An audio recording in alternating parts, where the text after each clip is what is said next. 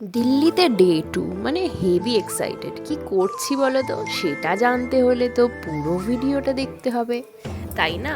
কোথায় কোথায় গেছি, কোথায় কোথায় ঘুরেছি, কত টাকা লেগেছে, সব এখানে ডিটেলস দেওয়া আছে। টাইমিং কি সব। Hello everyone, welcome to Shubhomili blog. সবাই কেমন আছো? আশা করি ভালো আছো। আমাদের আজকের কন্টেন্টটা পুরো জানতে হলে পুরো ভিডিওটা দেখতে হবে। তাহলে শুরু করি, চলো। আমাদের দিল্লি ট্রিপের ডে 1-এর কিছু ভালো খারাপ এক্সপিরিয়েন্স নিয়ে আমরা হোটেলে ফিরি। তারপরে হোটেলে ফেরার পর কিছু এক্সপিরিয়েন্স দেখো। এইখানে খাওয়া আছে এইটুকুনি ভাত, নবরত্ন, একটা চিকেন তড়কা, শুধু চিকেন, একটা চিকেন কষা, এক পিস করে। এটার খরচা দিল্লিতে এলে 200 টাকা। তাই দিল্লিতে এলে খাওয়ার আগে 200, এবং এখানে খাবার আছে, এখানে যে খাবার আছে সেই নিয়ে এক একজনের মোটামুটি ধরুন 250 টাকা করে পড়ছে। তো দিল্লিতে এলে বাঙালি হোটেল এখানে আছে, কি বেশ জৈন যে মন্দির আছে তার পাশে, সাই মন্দির তার ঠিক পাশেই বাঙালি হোটেল আছে। সেটাও ট্রাই করব, এখনো ট্রাই করা হয়নি। করব, কিন্তু সেটা দামটা অনেকটা রিজনেবল, খুব রিজনেবল। অনেকটা কম। আর এগুলো খুব অ্যাবসার্ড দাম। এগুলো খেয়ে এটা টোটাল অ্যাকচুয়ালি বলতে হবে, একজন যদি নাও এক প্লেট তাহলেও এক প্লেট, আর দুজন যদি নাও তাহলেও এক প্লেট, চারজন নিলে 2 প্লেট। দরকার নেই, যাই হোক। না, দামটা একই পড়ছে, 1000 টাকা, 700 থেকে 1000 টাকা পার হেড।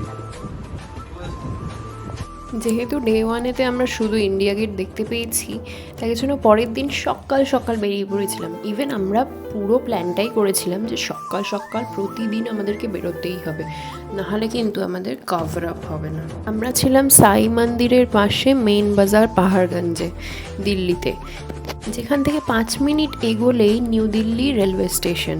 প্লাস এই দিকে এগোলে আর.কে আশ্রম মেট্রো স্টেশন, আর ওই দিকে এগোলে নিউ দিল্লি মেট্রো স্টেশন। তো খুবই একটা কমিউনিকেশনে অসুবিধে হয়নি, খুবই ভালো ছিল। পাহাড়গঞ্জের যে ফার্স্ট বেরোনোর সময় যে হোটেলটা দেখালাম, ওই হোটেলটায় ছিলাম, হোটেল ওরা প্যালেস ডিলাক্স।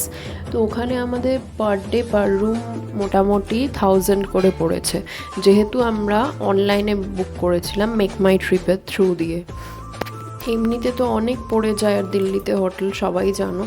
আর আমরা ঠিক করেছিলাম পুরো দিল্লিটাই ঘুরবো মেট্রোতে করে, মানে গাড়ি নেব না, ট্রেন নেব না, বাস নেব না। বাসেতে তো খুব বাজেভাবে ঘোরায়, সামনে থেকে ঘুরিয়ে নিয়ে চলে যায়। তো আমাদের হোটেল থেকে 2 মিনিট হাঁটা পথ, মানে ওয়াকিং ডিস্টেন্সে 2 মিনিটস হাঁটলেই হচ্ছে আর.কে আশ্রম, মানে রামাকৃষ্ণ আশ্রম মেট্রো স্টেশন। ওখানে আমরা ছিলাম ব্লু লাইনে। তারপরে আমরা প্রথমে যাচ্ছিলাম অক্ষরধাম টেম্পল। এটা একটা সুবিধে ছিল কি, আমরা ব্লু লাইনে ছিলাম আর অক্ষরধামও ব্লু লাইনেই ছিল, তো আমাদের ওখান থেকে চেঞ্জ করতে হয়নি।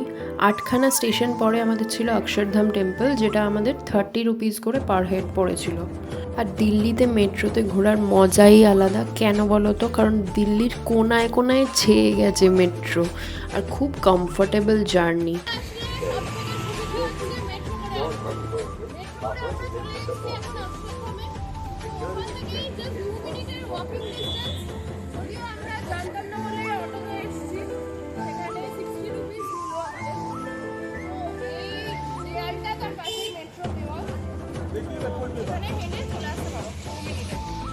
অক্ষরধামের ভেতরে সব কিছু সাবমিট করতে হয় বলে আমি ফর্ম ফিল আপ করছিলাম। এখানে সিকিউরিটি চেকিং প্রচণ্ড টাফ, যার জন্য আমার সাথে একজনের ঝগড়া লেগে গেছিলো, কারণ বাচ্চার খাবার অ্যালাউ করছিল না।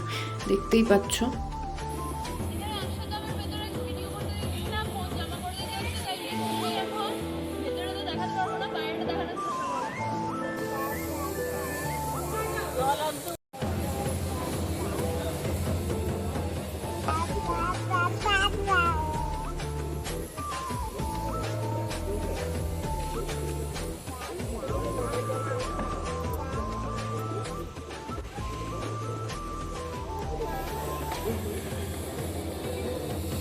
আমাদের ফর্ম ফিল আপ হয়ে গেছিলো। তারপর আমরা ভেতরে ঢোকার জন্য খুব এক্সাইটেড ছিলাম, কারণ আমরা শুনেছি অক্ষরধাম কিন্তু একটা দারুণ আর্কিটেকচার। ভেতরে ফুড অ্যালাউ করছিল না, মনে হয় ভেতরে ক্যান্টিন ছিল, তারপরে গিয়ে দেখি ঠিক তাই। আমরা অক্ষরধাম থেকে এখন বেরিয়ে যাচ্ছি। পেছনে দেখতে পাচ্ছ অক্ষরধাম টেম্পল। এখানে যেহেতু ভিডিও করতে দেয়নি, কেন করতে দেয়নি সেটা ভেতরে গিয়ে বুঝলাম। মানে এত সুন্দর নিখুঁত কাজ, প্রত্যেকটা কারুকার্য জাস্ট দেখার মতন, আর অদ্ভুত মানে অকল্পনীয় কাজ। তারপরে ভেতরে আমরা ফুড কোর্টে লাঞ্চ সারলাম। ভেতরে ফুড কোর্ট আছে, বুক স্টেশন, প্লে স্টেশন আছে বাচ্চাদের, গিফট স্টোর আছে, সব কিছুই আছে। তো তোমাদের কিন্তু কোনো খাবার অ্যালাউ করবে না, আগে থাকতেই বলে দিলাম। একদম ছোট বাচ্চা যদি হয় তার অল্প খাবার অ্যালাউ করবে, কোনো গ্যাজেটস অ্যালাউ করবে না, স্মার্টফোন, তারপর মোবাইল তো অবভিয়াসলি নয়। তারপরে বাইরে ওখানে রাখতে হবে, জমা রাখতে হবে। তো তারপরে ওখানে আমরা জমা করে ভেতরে গেছিলাম, ব্যাগ, ভ্যানিটি ব্যাগ সব কিছুই। আর সিকিউরিটি চেক তো মানে অদ্ভুত দারুণ, সব কিছু বেল্ট পর্যন্ত চেক করছে, ছেলেদের মেয়েদের সব চেক করছে। এইটা হচ্ছে বাইরের গেটটা, আমরা এখান দিয়ে বেরিয়ে যাচ্ছিলাম। তো প্রচুর হাঁটতে হয়েছে ভেতরে। হ্যাঁ, তবে যারা বয়স্ক আছো তাদের জন্য হুইল চেয়ারের ব্যবস্থা আছে, বাট তাও ওখানে প্রচুর হাঁটতে হয়েছে। অ্যান্ড হেঁটে হেঁটে হেঁটে খিদেও পেয়ে গেছে, পাও ব্যথা হয়ে গেছে। যাই হোক, এরপর আমরা অক্ষরধাম থেকে আবার মেট্রো ধরলাম জামা মসজিদ যাব বলে। আর এখানে দিল্লির মেট্রোতে একটা সুবিধে, যে জায়গার মানে মনুমেন্টসের অনুযায়ী মেট্রো স্টেশনের নাম। তো দারুণ ব্যাপার। ওই দেখো জামা মসজিদে আমরা পৌঁছে গেছি। জামা মসজিদ স্টেশনে নামার পর ওখান থেকে বেরোলেই জামা মসজিদের যে মার্কেটটা পড়ছে, তো সেখানে আমরা পৌঁছে যাই। আর এখান থেকে দেখো জামা মসজিদ দেখা যাচ্ছে। তখন বিকেল হয়ে গেছিলো, কারণ অক্ষরধাম থেকে বেরোতে বেরোতেই অনেকটা টাইম লেগে গেছিলো। জামা মসজিদ দেখতেই পাচ্ছ, পেছনে জামা মসজিদ, আর আমরা জামা মসজিদের দিকে এগিয়ে যাচ্ছি। আমরা এসে মেট্রো দিয়ে সবথেকে শর্টেস্ট আর ইজি রুট, আর টাইমও কম লাগে। অক্ষরধাম মেট্রোতে ব্লু লাইনে ছিল আর জামা মসজিদ ভায়োলেট লাইনে। তো ওখান থেকে 8টা স্টেশন লাগে, 5টা স্টেশন পর মান্ডি হাউস থেকে আপনি ভায়োলেট লাইন পাচ্ছেন। ভায়োলেট লাইন ফলো করে পৌঁছে যাবেন 3টে স্টেশন পর জামা মসজিদ। টাকা লাগবে 30 টাকা করে পার হেড।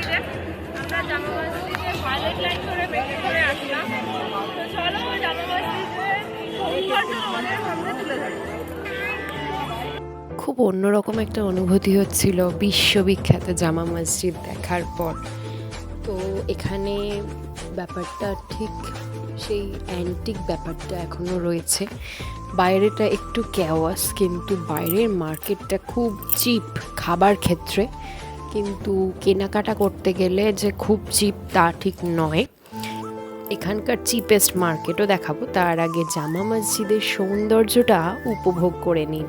জামা মসজিদের টাইমিং কিন্তু সবসময় ওরা খোলা থাকছে সন্ধ্যে 7টা অবধি। এই টাইমে ওয়েদারটাও খুব সুন্দর ছিল। দিনের বেলা তো একদম টাপসে পড়া রোদ, দিল্লির ওয়েদার তো জানেন, দিনে এত গরম আর রাত্রিরে এত ঠান্ডা। তো সেরকমই আমরাও পেয়েছিলাম, যদিও ওয়েস্ট বেঙ্গল থেকে যাবার পর মানে কলকাতা থেকে যাবার পর একটু অসুবিধে হচ্ছিল বটে, কিন্তু অ্যাডজাস্ট করে নিয়েছিলাম। এই জায়গাটায় একটা মানে ফাউন্টেন টাইপের ছিল, এখানে জামা মসজিদে ঢোকার আগে সবাই হাত ধোয়। আর একটা কথা বলে দিই, ওদের রিচুয়ালস অনুযায়ী বা ওদের কি বলবো নিয়ম অনুযায়ী জামা মসজিদে কিন্তু টুপি পরে ঢুকলে ভালো। আর না হলে মহিলারা যদি ঢোকেন, প্রথমত মহিলারা অ্যালাউ নয়, সব জাতির মহিলারা অ্যালাউ কিনা আমি জানি না, না জেনে বলা ভুল হবে। তো যেতে হলে কিন্তু ওড়না মাথায় দিতেই হবে। আমি যেহেতু গাউন পরেছিলাম, আমি তাই জন্য আর ঢুকিনি, কারণ জানি না ঢুকতে দেবে কিনা, তবে আমার মনে হয় না ঢুকতে দেবে। আমি ট্রাইই করিনি, কেন ওটা যার মানে নিয়মটা তো মানা উচিত, সেটা আমাদের ক্ষেত্রে হলেও আমরাও নিয়মটা পালন করতো তাকেই শ্রদ্ধা করতাম। জামা মসজিদ থেকে বেরোনোর পরও বিকেল ছিল, কিন্তু মেট্রো ওখান থেকে 1 মিনিট, মেট্রোতে ওঠার আগে ঝপ করে সন্ধে হয়ে গেল। ওখানে হঠাৎ দিন থাকতে থাকতে হঠাৎ সন্ধে হয়ে যায়। যারা থাকেন তারা তো জানেনই, আর যারা যাচ্ছেন তারাও জেনে নিন। দিল্লিতে মোটামুটি আপনারা যদি 4 দিন 5 দিন নিয়ে যান তাহলে এনাফ, মানে আরামসে হেসে খেলে ঘুরতে পারবেন। আমাদের তো একটু টাইম লেগে গেছে এক একটা জায়গায়, কারণ বাচ্চা ছিল, বয়স্ক ছিল তো। কিন্তু আপনারা যদি, আর তারপরে আমরা প্রচুর গাড়ি ফাড়িও নিয়েছি, এইটুকুনি শর্ট ডিস্টেন্সে গাড়ি নিতেও লাগে না তো।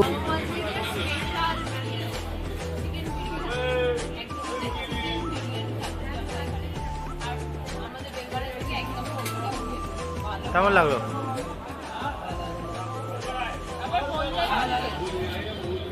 30 টাকা 70 টাকা চিকেন বিরিয়ানি।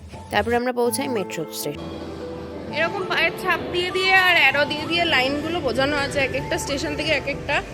দেখতে পাচ্ছ কি সুন্দরভাবে ডেসক্রাইব করা, সব থেকে ইজি রুট, দারুণ করা আছে সত্যি কথা। দিল্লি মেট্রো সত্যি দিল্লি মেট্রোই বলা যায়। এখানকার দেখো সিস্টেমটাও খুব সুন্দর মেট্রোর, এখানে গেট করা থাকে আর মেট্রো আসলে তারপরে একসাথে গেট খোলে। আর এরকম অ্যারো দিয়ে দিয়ে খুব সুন্দর ফুটপ্রিন্টস দিয়ে কালারগুলো বোঝানো আছে যে কোন লাইনে। আমরা জামা মসজিদে ছিলাম ভায়োলেট লাইনে, তারপরে আমরা যাচ্ছিলাম সরোজনী নগর। তো সরোজনী নগর যেতে হলে আমাদের যেতে হতো পিঙ্ক লাইনে, তো আমরা পিঙ্ক লাইনটা ফলো করছিলাম। ফলো করতে করতে আর ওখানে একটু জিজ্ঞেস করে নিও কোন দিকে কোন মেট্রোটা যাবে, মানে যেরকম সব জায়গায় হয় না সেই রকমই। আর তোমরা যদি মেট্রো স্টেশন কোনটার পর কোনটা জানতে অসুবিধে হয়, তাহলে দিল্লি মেট্রোর একটা রেড কালারের অ্যাপ আছে, সেটাও নিয়ে নিতে পারো, তাহলে সব থেকে সুবিধে হবে। তো আমাদের স্টেশন ছিল ওখান থেকে 13টা মানে ডিভিশন ছিল। ভায়োলেট লাইনে 9টা স্টেশন যাবার পর আমরা লাজপত নগরে নামি, আর লাজপত নগর থেকে চেঞ্জ করে পিঙ্ক লাইনে 3টে স্টেশন, তাহলেই পৌঁছে যাই আমরা সরোজনী নগর। এই দেখো মেট্রোতে উঠলাম আর নামলাম, মানে এরকম একটা ব্যাপার। কিন্তু এই মেট্রোটায় না, পরের মেট্রোটার কথা বলছি, এটা একটু টাইম লেগেছিল। সরোজনী নগরের ভিউ দেখাবো, দেখতে থাকো। জামা মসজিদ তো সরোজনী 40 টাকা লাগছে। এই যে আমরা সরোজনী নগরে নেবে পৌঁছে গেছি সরোজনী মার্কেটে। ফাইনালি আমরা সরোজনী নগর মার্কেটে চলে এসেছি। অনেকদিন ধরে শুনছি দিল্লির নাকি ফেমাস মার্কেট, সত্যি খুবই মানে ব্রাইট ব্যাপারটা, এখনো ঘোরা হয়নি, ঘুরে দেখবো কি কি আছে। প্রথমেই বলি, মেট্রো থেকে নামার পর সরোজনী নগরে 2টো গেট আছে। আমরা দূরের গেটটায় ভুল করে নেমে পড়েছিলাম, কারণ আমরা জানতাম না। একটা গেট আছে, ওটা একদম সরোজনী নগরের গেটের সামনে মেট্রোটা, মানে মেট্রোর গেটটা এন্ড হচ্ছে। তো সেখান দিয়ে ঢুকলে তোমাদের সুবিধে হবে, যেটা গেটটা দেখালাম সেইটা। তো সেইটা আমরা যাবার সময় পেয়েছিলাম। তো সত্যি সরোজনী নগর প্রচুর শুনেছি, কলকাতা থেকে যাবার সময় খুব ইচ্ছে ছিল সরোজনীতে একবার যাব। বিশ্বাস হবে কি না জানি না, 30 টাকাতেও জামা পাওয়া যায়, বাট সেগুলো আমাদের মতন হয়তো কেউ পরতে পারবে না, বাট নিতে পারো যদি তোমাদের পছন্দ হয়। 30, 50, 70, 80, 90, 100, তারপরে তো আছেই 1000, 2000, 3000, 5000, 10,000, কিন্তু সত্যি খুব অ্যাফোর্ডেবল। ফাইনালি একটু ভালো দেখে চুজ করতে হবে, সেরকম জিনিস কিনে আমরা পৌঁছে গেছিলাম খাবার দোকানে। ফাইনালি আমরা পেয়েছিলাম সাই মন্দিরের পাশে বাঙালি দোকান। বাঙালি দোকান দুদিকে উল্টো দিকেই, মানে একটা দোকানের উল্টো দিকে আরেকটা, বাকি পুরো চত্বরে কোনো বাঙালি দোকান নেই। তোমার রেড চার্টটা দেখিয়ে দিলাম। এই দেখো, আমরা রাত্রিরে ডিম ভুর্জি নিয়েছিলাম, সাথে থালি নিয়েছিলাম, আরও অনেক কিছু নিয়েছিলাম, কিন্তু আগের দিন বাবা যা দাম পড়েছে সেটার থেকে খুবই অ্যাফোর্ডেবল ছিল। ডিটেলসটাও দিয়ে দিলাম রেস্টুরেন্টের। আমাদের ডে 2 কাটলো খানিকটা এইভাবে। দিল্লি, আগ্রা, মথুরা, বৃন্দাবনের ট্রিপের ডিটেলস আরও জানতে হলে আমাদের আগের পরের ভিডিওগুলো দেখতে হবে। দেখা হচ্ছে আবার নেক্সট ভিডিওতে। টাটা।